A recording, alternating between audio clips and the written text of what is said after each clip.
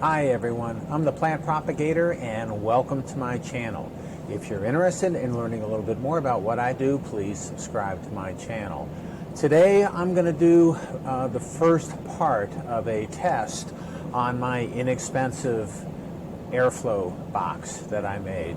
And I reported and I presented how I made this box on in a YouTube video that I posted previously. But that video kept on getting longer and longer, and I didn't want to include this test as part of it. So I'm going to include the test here. And this is going to take a while because my plan here is I have these Petri dishes here that are in my box that contain medium and nutrients and everything. And I'm going to open them up inside the box and let them sit inside the box open for a couple hours. So if this filter is cracked or if there's any issues, I'll see some contamination within a week or two. So this is going to take a while. I'm starting today, and then I'll come back and show you if there's any contamination in these plates within a couple weeks. So I'll follow up with that. For right now, what I did with this airflow box is I plugged it in.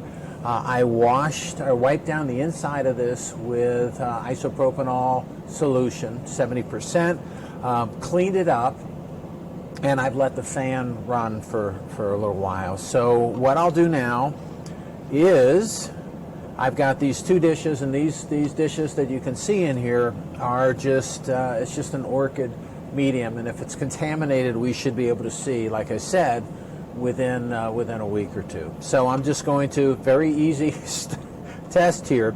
I can feel the flow, so the thing seems to be working.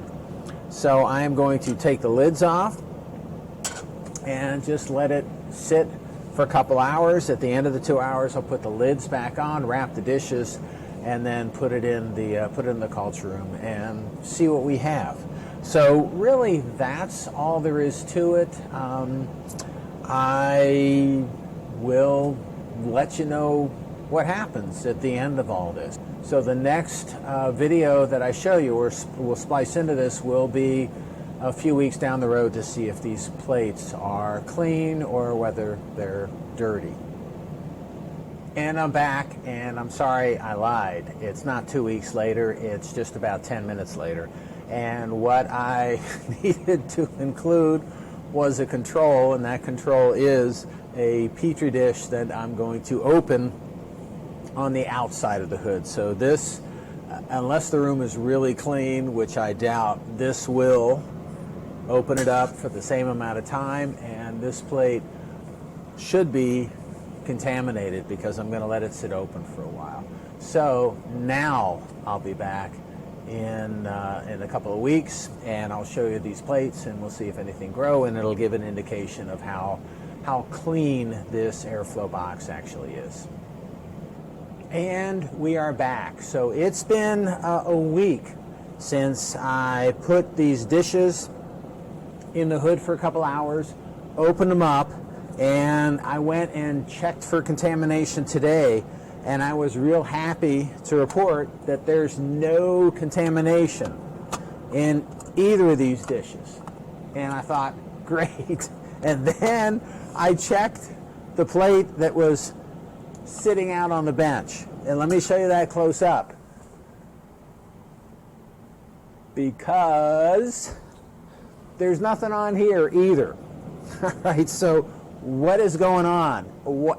And you know, just so you know, the plate that was out on the bench, I coughed on it just to make sure that it would be inoculated with something. And the reality of it is there's nothing in there. Okay, so again, what is going on? Either there's something funky in this medium that it doesn't support any fungal or bacterial growth, or something's going on. So this is a medium that I use a lot. So this is my orchid replate medium with banana.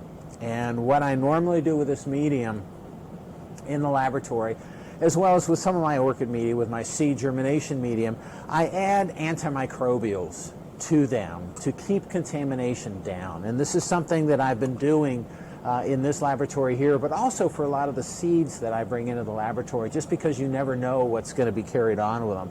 So I have a few different antibiotics that I add that I know is not going to negatively affect, orchid seed germination or protocorm formation or growth. So what I put in here, just so you know, is the main thing that I put in here is called PPM, which is preservative plant mixture, and it's made by a company called Plant Cell Technology.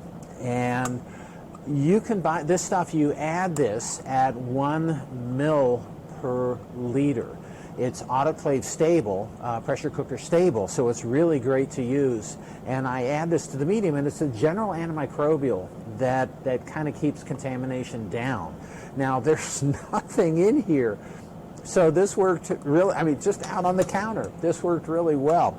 The other thing that I add to this medium is I add an antibiotic. Sometimes I add an antibiotic called Timentin, and that's an antibiotic.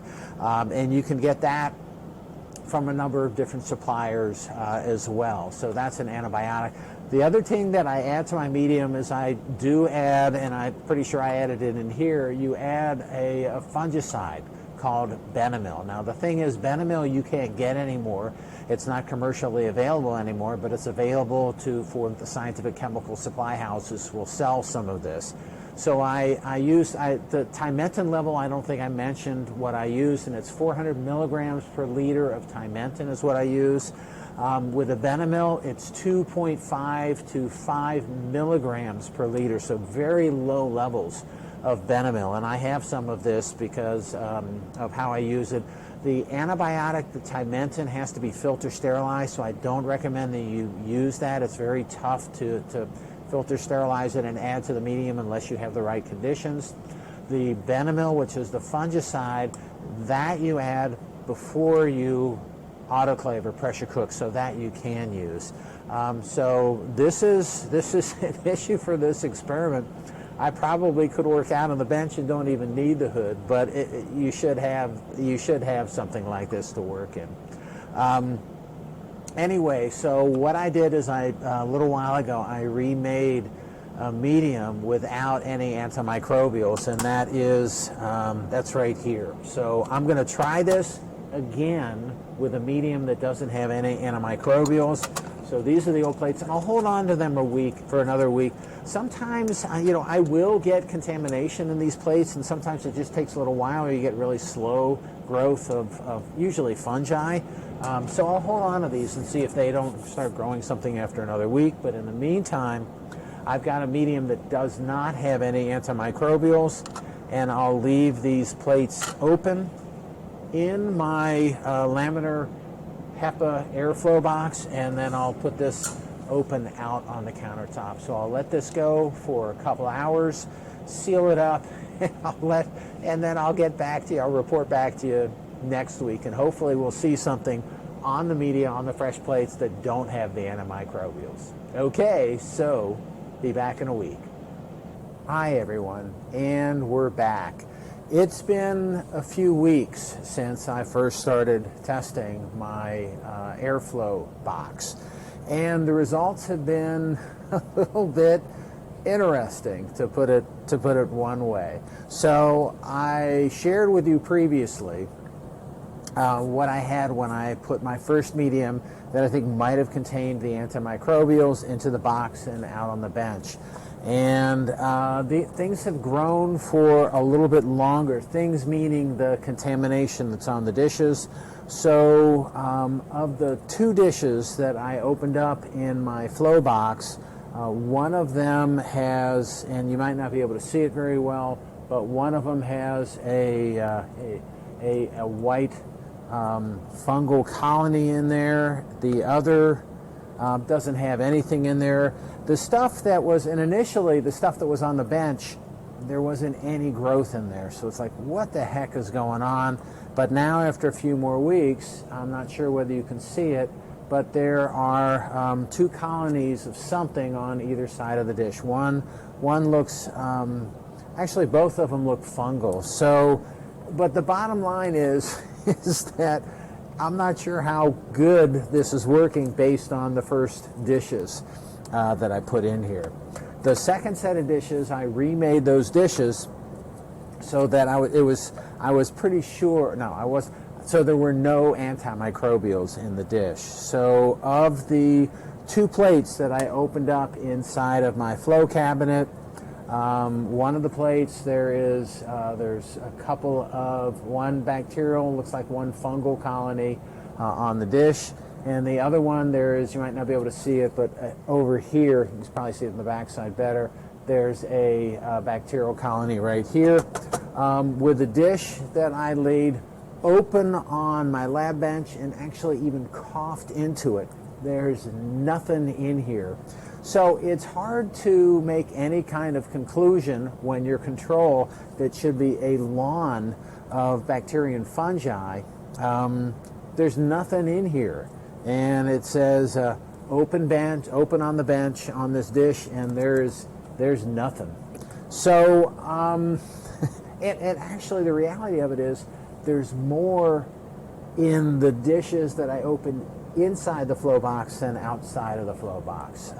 So just, this is frustrating. Things aren't working. So what I did today, let me get this out of the way, is I set this up again, and it did appear, even though there was low levels of contamination, it did appear that there was more contamination from inside the flow box than out on the open bench that I coughed in both times. So I looked carefully at the back of this, and what I didn't do before and what I did today is I used more of my duct tape. And around the back where the fan and the HEPA filter is mounted, I actually included more duct tape on the back side to make sure that the outside of the box is sealed. What may have been happening is there was airflow. Here there's airflow because of the fan.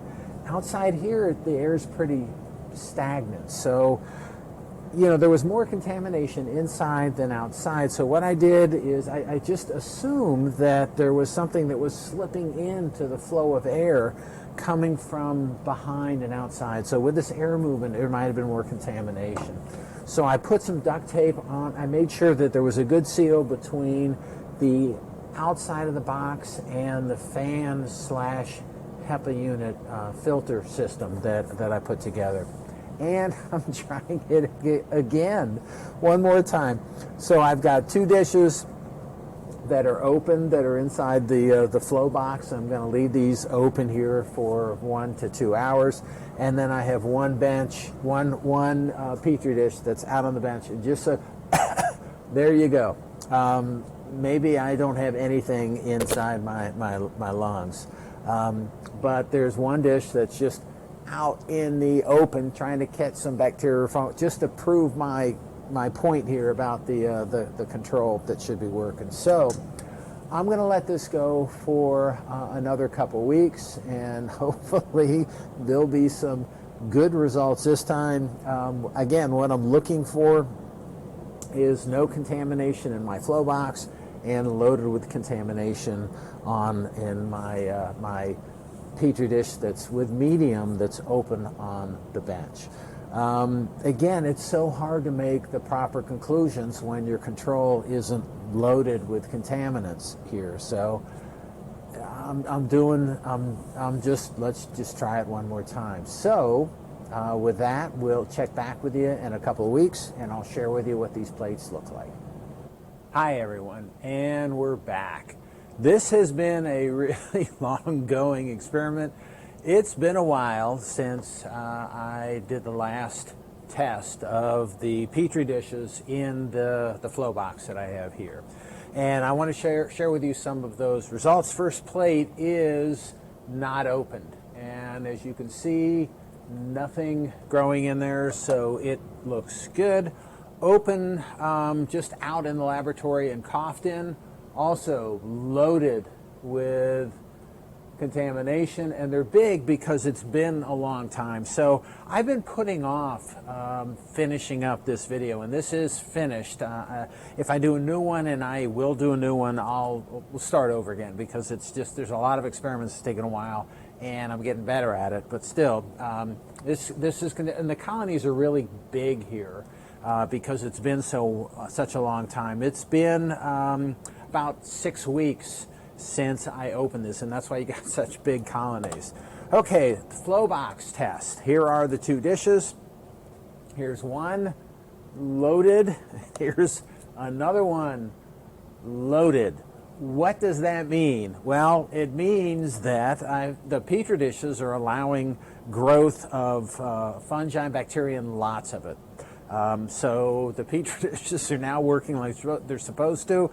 There's no antibiotics, no antifungals, no antimicrobials in these dishes. So they're all allowing a lot of growth. What it shows, though, is that, and my plates are clean, the ones that aren't open, but what it shows is that this thing does not work at all.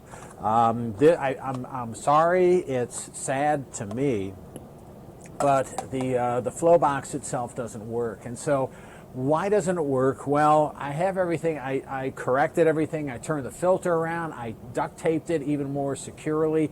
I did everything that I know of to get this to work. And the bottom line is that the filter is a piece of crap. I contacted the company Ivation that makes this filter twice. I never got a response from them. I filled out a very negative review on Amazon. No response from them either, but it says true HEPA. This is not a HEPA filter. This is a piece of crap filter, and it doesn't work. What I'm planning on, I'm a little frustrated. What I'm planning on doing is trying some other HEPA filters that are also advertised as true HEPA filters. You know, it may have been a bad one. I gave Ivation an opportunity to say, okay, you must have gotten a bad one. It must have been cracked during transport. Something happened. Here's another one for you to evaluate. But they never responded. And I think that's just bad. And so I'm going to try a couple of different other filters. And when I say, I mean, these things they're not cheap, but I'll try some filters. I put so much effort into this, I'll give it a try. So I'll try this again. I'm done with this for this. And hopefully if you see a new video, it'll be a recommendation on a good filter that you can use with this whole setup. The setup should work. It really should work. There's no reason it shouldn't. So, you know, I've been working in hoods or flow boxes or big flow cabinets for most of my career. I can feel the flow from the fan, so the fan is working. But the HEPA filter obviously has cracks or holes or isn't produced to specifications as a true HEPA filter should be. So what did we learn from this? Well, I wish we could say that we learned how to make a functional flow box, but we didn't do that. I'm still going to try to present something and put that together. I learned how to do the experiment so that I did not include antimicrobials, but I got to see the real impact of the antimicrobials that I showed you. So I used this, again, the ppm, the Benamil, the Timentin. Those antimicrobials seem to work really well, and it shows you that you can use these. ppm is the one that is easier to get, that I recommend, but it shows you the benefit of using the antimicrobials to minimize the amount of growth if you're trying something like this. So I learned what the benefit is of using those antimicrobials and how much they won't eliminate it, but they'll slow down any contamination that you have. So a combination of antimicrobials and using a proper workspace, I think, is useful.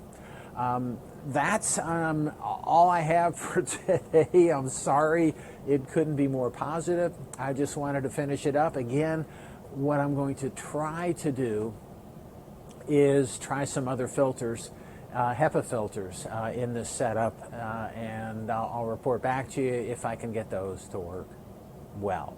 All right, so that's all I have for today. If you're interested in learning a little bit more about what I do, please subscribe to my channel, and happy propagating.